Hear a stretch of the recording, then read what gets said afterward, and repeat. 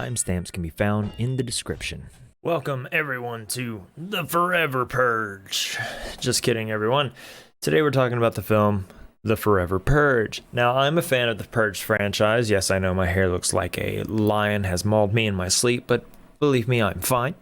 I'm a huge fan. I'm not a huge fan. I'm a fan of this series. I love slashers and survive the nights that you can just turn your brain off and experience a decent story of people in this environment that the writer has brought us. Now, this film has mixed reviews, let's just say. It's a 5.4 out of 10 on IMDb and 49% on Rotten Tomatoes. But as we've learned through a lot of my Shudder originals or less funded productions, that Rotten Tomatoes can go suck a carrot. Let's jump into the short summary on it, and I'll give a little bit of my insight before we do the Wiki Deep Dive. Adela and her husband Juan live in Texas, where he works as a ranch hand for the wealthy Tucker family. Juan impresses the Tucker patriarch Caleb, but that fuels the jealous anger of his son Dylan. On the morning after the Purge, a masked gang of killers attacks the Tuckers, forcing both families to band together and fight back as the country spirals into chaos. Those that know the Purge, or any of the Purge films, this is the 5th installment, I believe, will know that the Purge is a United States holiday, apparently, an American holiday, made by the NFFA.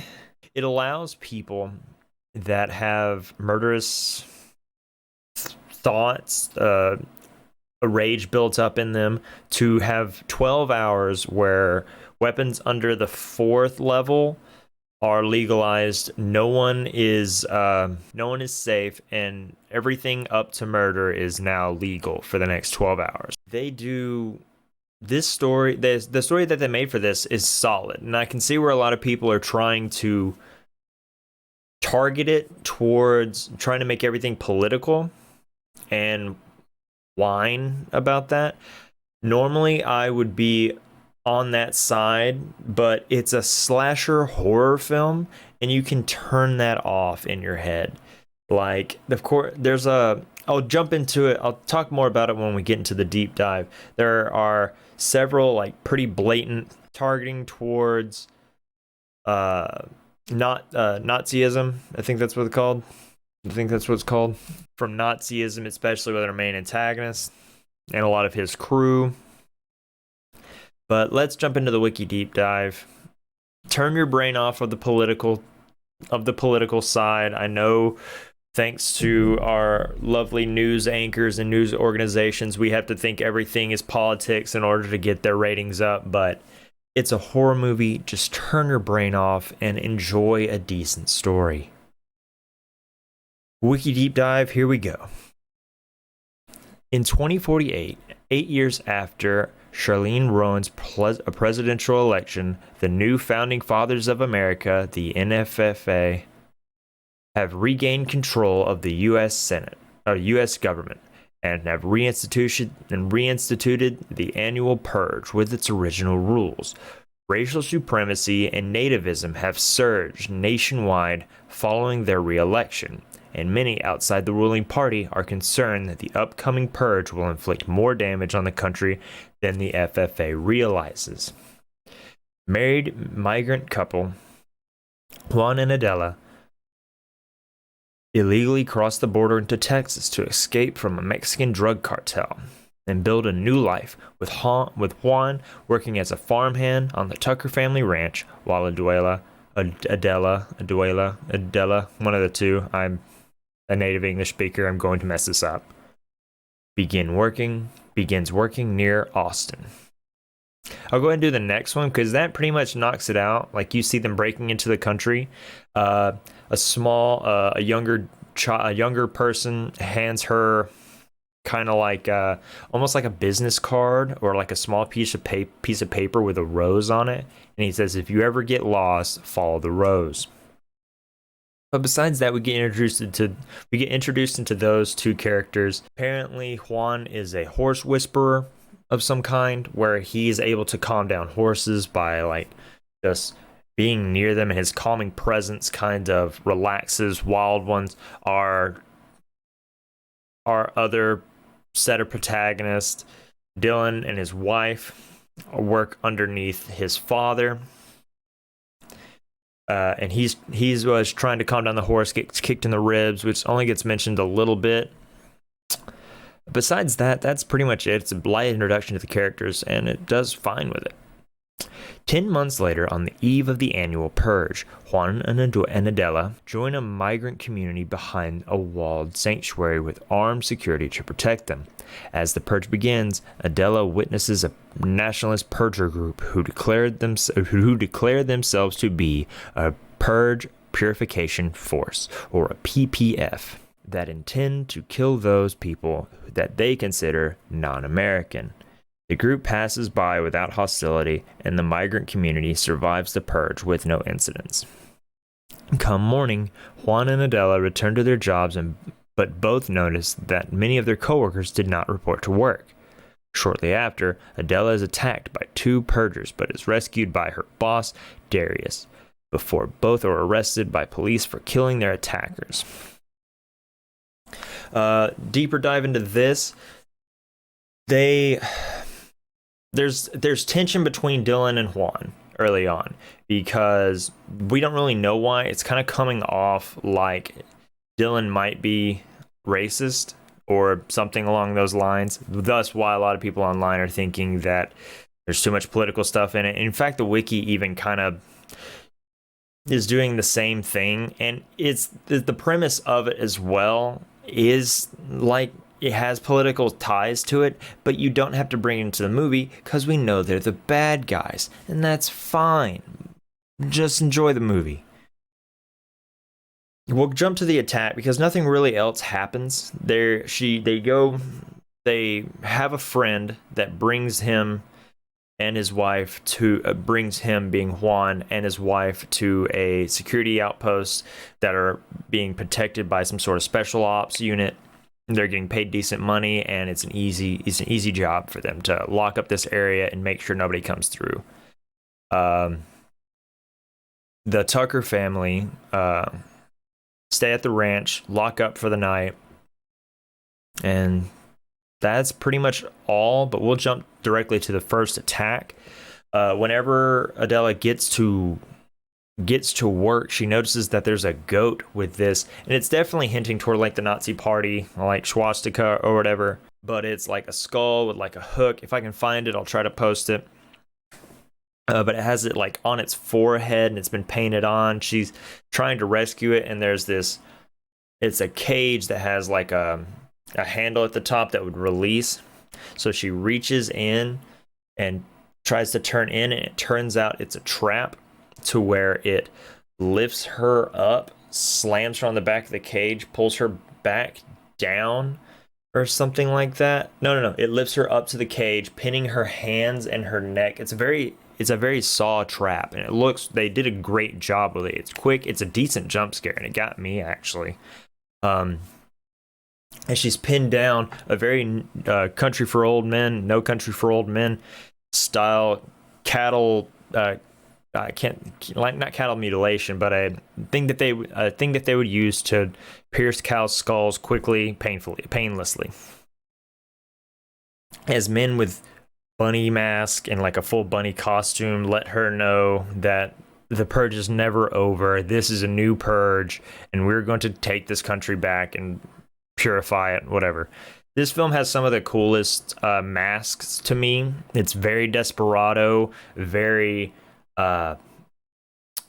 monstrous, versus the other ones just kind of being creepy. These are creepy with teeth, if that makes sense. She gets trapped by that, gets a little bit closer, and Darius does fend them off. A lot of the action scenes are really good in this film. They did a great job with it. But yeah, they do get arrested by the police shortly after, trying to explain that they were trying to kill them, and so on and so forth. Let's jump to the next paragraph. Meanwhile, Juan and fellow migrant co-worker TT discover that the Tucker family has been taken hostage by their farmhands, who reveal themselves as purgers, intending to take the ranch for themselves. Ranch owner Caleb Tucker sacrifices himself and distract the purgers long enough for Juan and TT to rescue his son Dylan, Dylan's pregnant wife Cassie, and his sister Harper, who offer them a ride to search for Adela. Nationwide news struggles to understand why civilians continue to celebrate the purge after its ending. The group rescues Adela and Darius after the police van carrying them is ambushed by more purgers. Darius stays behind to search for his family while the others escape from a burning Austin.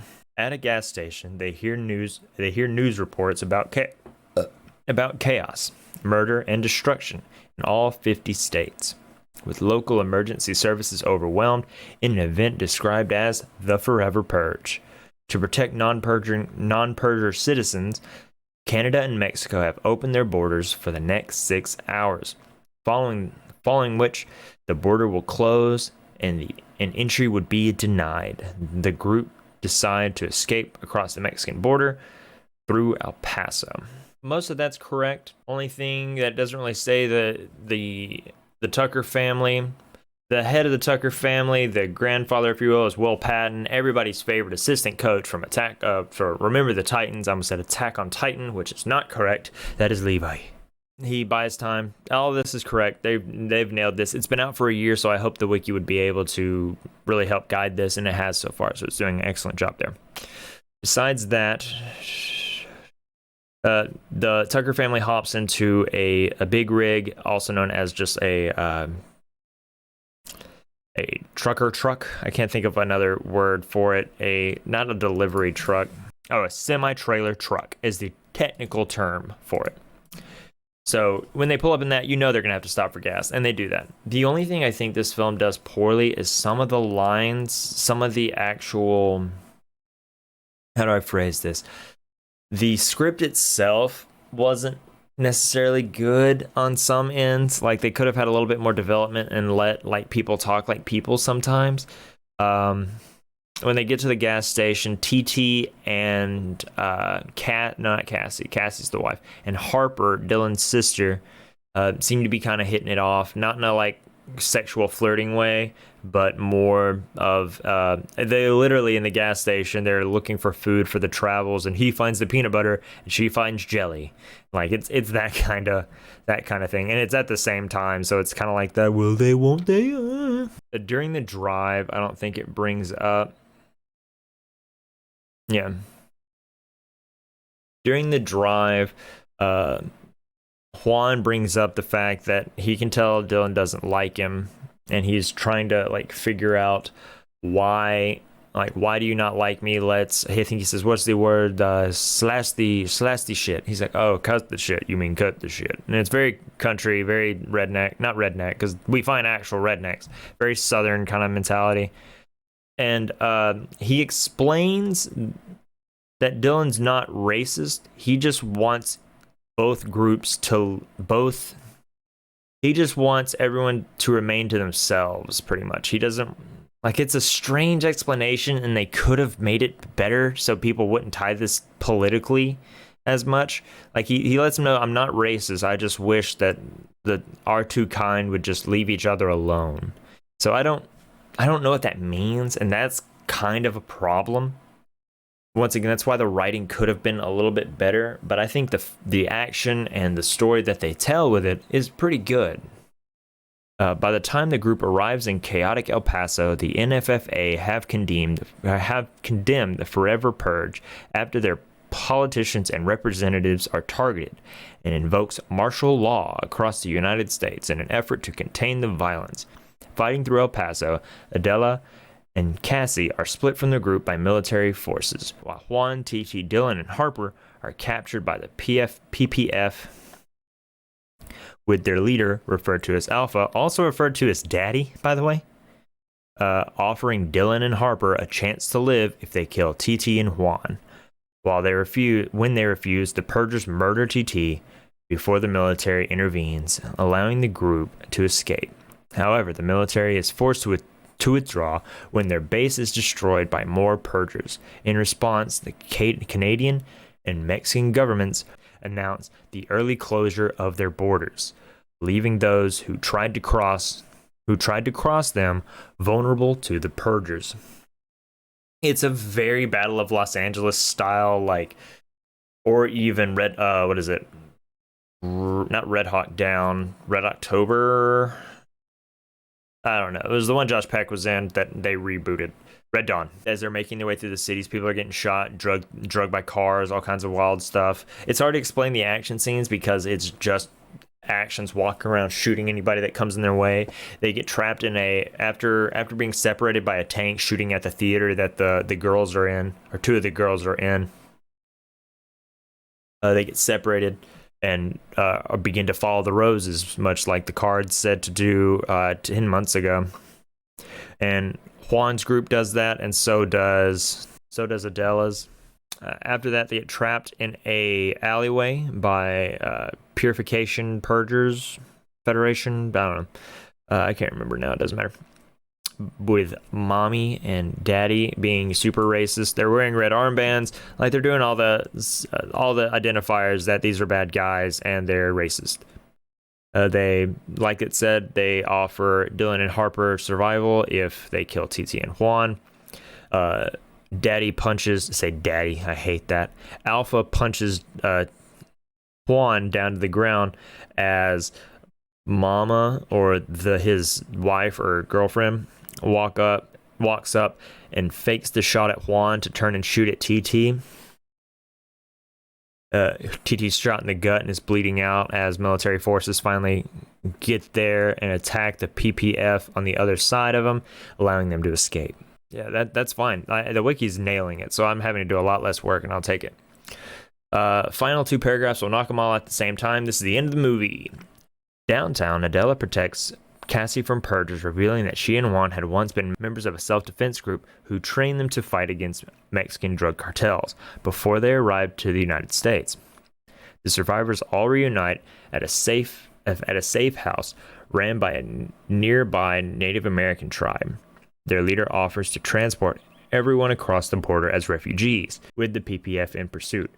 Juan, Adela, and Dylan remain behind with other survivors to make time for the other refugees to escape. Both groups engage in a gunfight until their ammo runs out and draw them in for a close fight with hand weapons. In the ensuing battle, the purgers are killed and Alpha takes Adela hostage. However, Juan and Dylan work together to subdue and kill Alpha, saving Adela. The trio rejoin the others in a refugee camp on the other side of the Mexican border, where Dylan finds Harper and Cassie. The latter reveals that she has given birth during their time apart. After thanking each other for their help in surviving, Dylan introduces Juan and Adele to his infant daughter. With the entire country in flames, the NFFA is blamed and disbanded for the prolonged violence. News reports indicate that more than 2 million American people had crossed the Canadian and Mexican border as refugees, while others had rallied to fight back against the purgers. And that's the movie. Like, it pretty much nailed it. There's lots of cool action scenes throughout this. It's hard to kind of like describe what made them cool, so on and so forth. But let's kind of talk about it. Let's talk about why it is so divisive. There's so many things. Of course, racism plays a major role in it. And since a lot of movies are covering racism nowadays, I guess a lot of people are tired of it. And since it was released in 2021, I guess people were really tired of everything being politicized, which I can completely agree with. But when it comes to horror movies, just turn that crap off. Like, I learned from, I think it's The Hunt, that being upset about it is completely fine. Like, it's understandable that you can be angry at things being politicized on the internet in movies. That's fine. But it's a horror movie. These guys are portrayed as bad guys, and they're being the extreme of this political thing that you're arguing. So just shut up. That is what I think gave it such low scores, because besides that, it delivers what every other Purge has done. It's even better because some of them are worse than this. I think they have this one probably in the middle of the pack. I think it's good. I think it's solid, honestly. So come at me for that. That's fine. I can't really think of anything else I'd really discuss. I think a lot of the fights were awesome. I think the masks were great. I think you had to do this eventually to the story to allow a longer formed storytelling, not just survive till the morning and make it survive until they're all dead, which therefore gives you higher kill counts, which is what horror fans normally aim for. So I think they're on the right track. I think this was originally supposed to be the last one, but I think there's another one in production. I think that should probably be the last. I think 6 of the same concept begins to get a little rough. Anything you have, it becomes a war. So it's strange. I don't know what they're gonna do next, but I think they were on the right track with this one. Let's talk about scores. I think the plot of this film was pretty good, except for some of the writing. I think it was too vague in some areas, and then too in your face in others. I think a 7's fine. Without the writing, I think it would have been a little bit better. Let's go with scares. It's a kind of action thriller horror. It's not even thriller, just an action horror. So therefore, when guns are involved and there's hundreds of people after you, it's hard to have a lot of scares.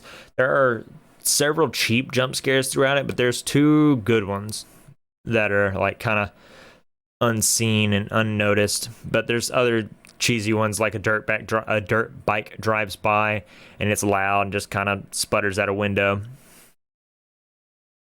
So scares can have like a 5. I think it's fine. Bad jump scares are jump scares to some people, and that's just kind of easy.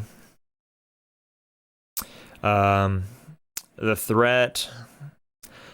Looking at these scores, you wouldn't think I've enjoyed this movie, but I don't like the threats. Of course, threatening. You have racists that are trying to make their country great, pretty much to purify their country. Like it's just really putting forth that Nazi agenda, and of course, it's a horror movie. Like fucking turn your brain off. I think the threat's a 5 as well. I think it's fine. It's the story itself and the action, which I can't really make it for a horror style review system that I have going on. Do I recommend this film? Yes. And is it for newbies? No. It's not as gory as some of the other ones, but I don't think children should watch it. But I think it's fine for newbies. Like, there's no big deal with it. I think the final score for the Forever Purge. Let's pull up my handy dandy notepad real fast. I'm trying not to compare it to the other ones, but I'm trying to also look and see if I enjoyed it more than others, and I definitely did. I think this is definitely above a 5, and I think it's better than X, and I think it's better than The House That Dreaded Sundown, but I definitely don't think it beats Nope yet. I think the total for the final Purge, or the Forever Purge, I think it can have a 7 and be content with it. I don't think it's better than Barbarian, and I don't think it's better than Nope, but I think I had a lot more fun watching this film, and that might be a little bit of bias. I might have some biasy in that. It's just fun. It's just fun to turn your brain off and just witness a decent story. Explain to me why you hated the film. If it involves politics, I've already discussed that, and I don't want to hear it, and I'll probably just ignore it. But if you hated the film, tell me why. Don't involve politics. It's fine. Take care. Have a good one. Take care. Stay scared. See you guys.